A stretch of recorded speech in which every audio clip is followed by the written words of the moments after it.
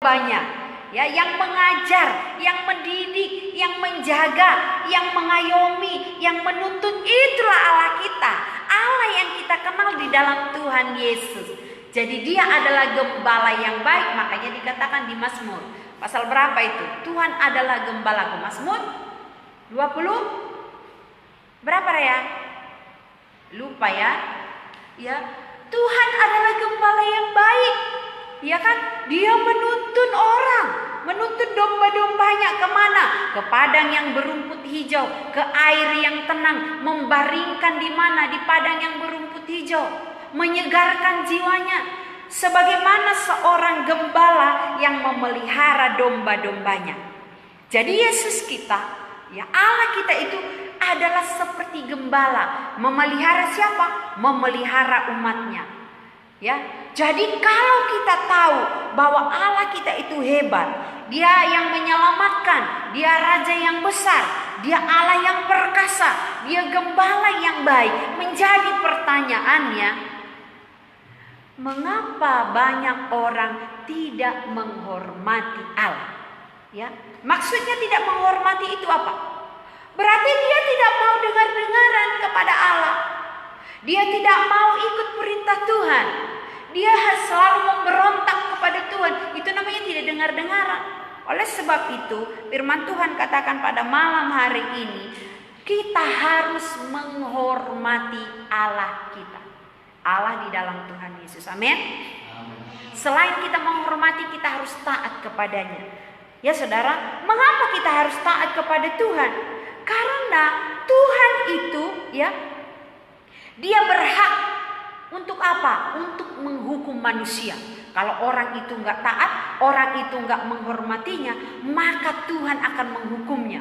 Seperti yang dilakukan oleh Allah kepada bangsa Israel ketika mereka ada di gunung, di padang, ya, di padang gurun. Di mana itu? Di Masa, di Meriba. Apa yang mereka kerjakan di sana? Apa yang dikerjakan oleh bangsa Israel? Mereka mulai bersungut-sungut karena apa? Karena tidak ada air minum. Gak ada yang mereka mau minum. Maka mereka mulai marah-marah. Ya kan? Mereka mulai marah-marah. Mereka mulai bersungut-sungut. Mereka menyalah-nyalahkan Musa. Apa yang disampaikan oleh bangsa Israel? Musa, kok kamu bawa kami ke padang ini? Ke gunung, apa namanya ini? Ke gunung pasir ini. Ya, kau bawa kami keluar dari tanah Mesir sana. Kau tuntun kami, padahal kau gak bertanggung jawab, kira-kira gitu. Masa air minum aja gak ada. Lalu apa kata Musa? Kenapa kau marah-marah? Kau gak lihat ya bahwa Allah itu sudah menolong kita, menuntun kita waktu kita keluar dari tanah Mesir. Kira-kira begitu disampaikan oleh Musa ya. Pada waktu siang hari dikasih kita tiang awan supaya jangan panas. Pada waktu malam hari dikasih kita tiang api supaya kita jangan kegelapan, tapi tetap terang. Kau nggak tahu ya perbuatan Allah yang hebat itu. Mengapa kau bersungut-sungut? Mengapa kau menista Tuhan? Tuhan itu hebat. Disampaikan oleh Musa kepada bangsa Israel. Ya, mereka mulai menyalahkan Allah sehingga Tuhan marah. Apa dikatakan oleh Allah? Ya, dikatakan pada ayatnya yang ke-9, pada waktu nenek moyangmu mencobai aku, menguji aku, padahal mereka melihat perbuatanku, 40 tahun aku jemu kepada angkatan itu.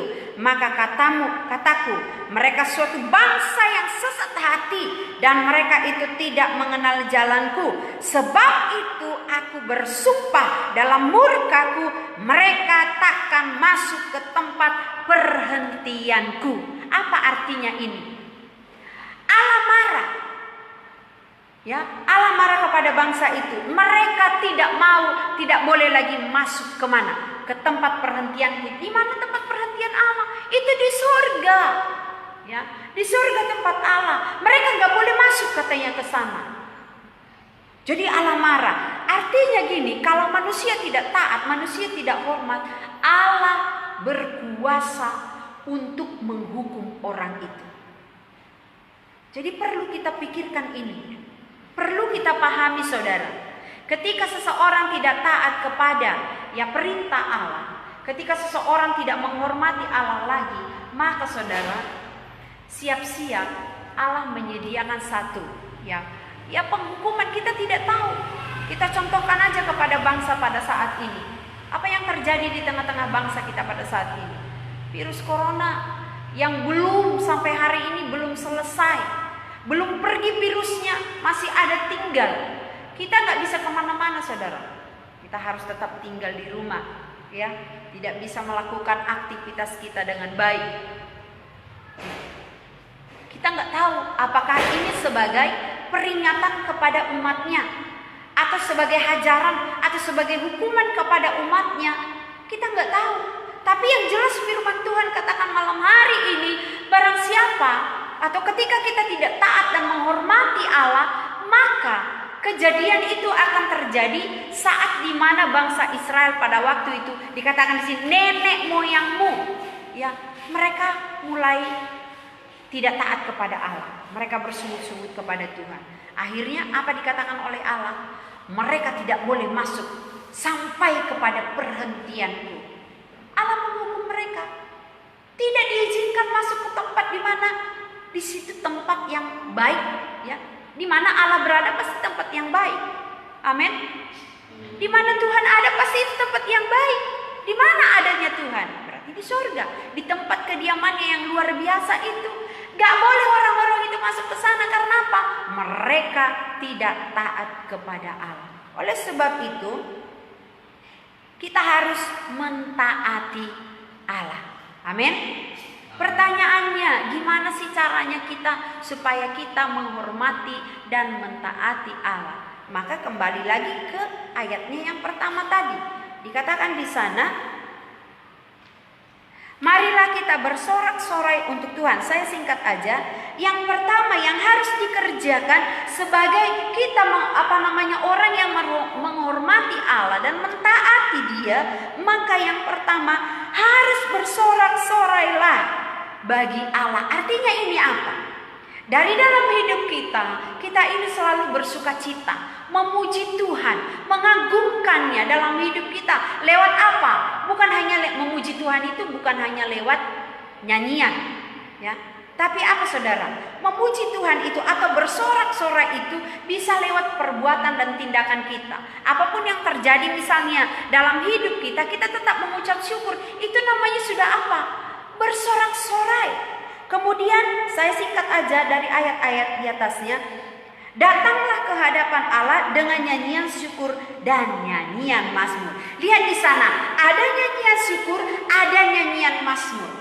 Ini bisa dibagi begini. Nyanyian syukur ini adalah segala sesuatu yang kita ucapkan dengan kata-kata syukur. Kalau baik pun keadaan kita, pastilah bersyukur. Tidak baik pun keadaan kita, maka kita tetap bersyukur. Ini namanya nyanyian syukur. Bukan hanya nyanyian yang diucapkan lewat puji-pujian, tapi lewat apa? Lewat tindakan-tindakan yang kita perbuat, ya. Situasi, kembali kepada situasi bangsa kita, situasi kita pada hari-hari ini. Mungkin ya nggak ada lagi banyak pengangguran, banyak orang diputus hubungan kerja, di PHK, ya dari pekerjaannya. Ini merupakan satu masalah. Nggak ada lagi uang yang masuk, ya kan? Debitnya tidak ada lagi, yang banyak apa? Kredit. Atau bisa dikatakan besar pasak daripada tiang. Gak ada lagi uang masuk. Karena apa? Gak bekerja lagi. Banyak orang gak bekerja. Banyak orang pengangguran. Sementara perut ini harus diisi setiap hari. Kita harus makan. Katanya apa? Untuk menjaga COVID ini, ya kan? 19 ini harus banyak-banyak makan. Makan vitamin, ya, makan makanan yang bergizi. Terus kita berpikir dari mana makanan yang bergizi? Banyak orang gak kerja pun, ya, nggak ada duitnya pun. Jadi gimana caranya dia membeli? Ya nggak ada. Padahal anjurannya apa? Makanlah 4 sehat 5 sempurna. Contohnya seperti itu. Sayur-sayuran harus banyak dimakan, ya kan? Makan yang bergizi. Dari mana itu?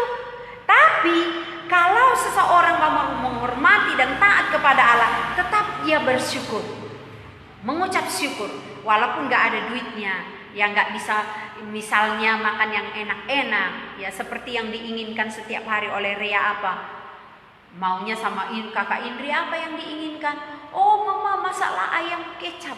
Setiap hari masak ayam kecap pun nggak masalah, enak rasanya. Ya.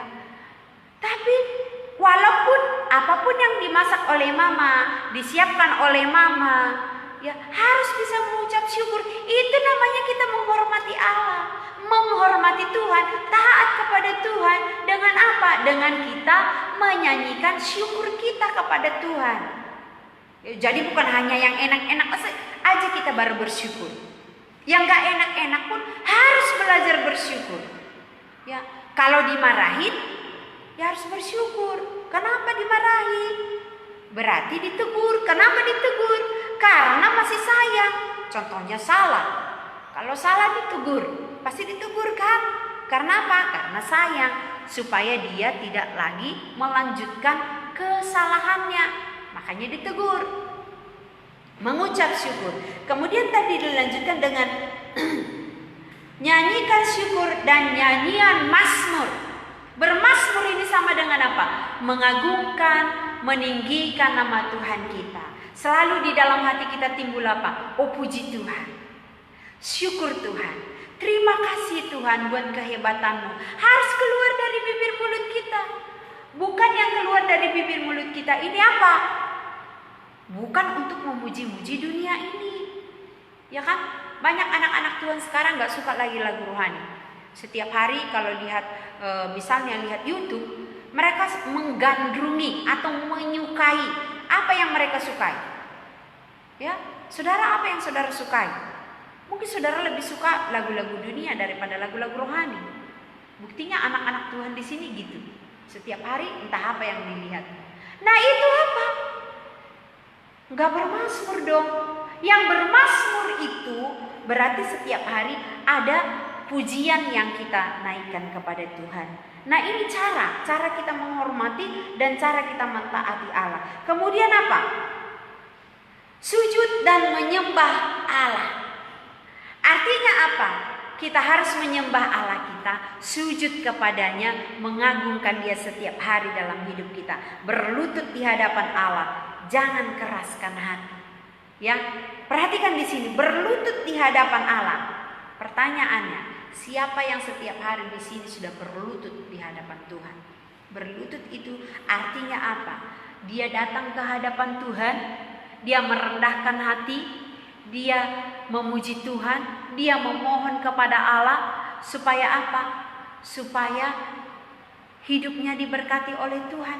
Ini namanya berlutut, ya, mencari Tuhan, sujud di hadapan Tuhan, memuji Dia, bermazmur bagi Dia, berglori bagi Dia, bersorak-sorai bagi Allah kita. Inilah cara-cara saudara dan saya untuk menghormati dan mentaati Allah. Makanya firman Tuhan dikatakan pada ayatnya yang keberapa tadi? Ayatnya yang ke-7 bagian B. Pada hari ini jika engkau mendengarkan suara Tuhan, jangan keraskan hatimu. Amin. Jangan keraskan hatimu. Keras hati itu artinya apa? Udah dijamah oleh Tuhan hatinya, ya kan? Kau harus jadi orang baik. Ya. Kau harus berdoa. Kau harus begini. Tapi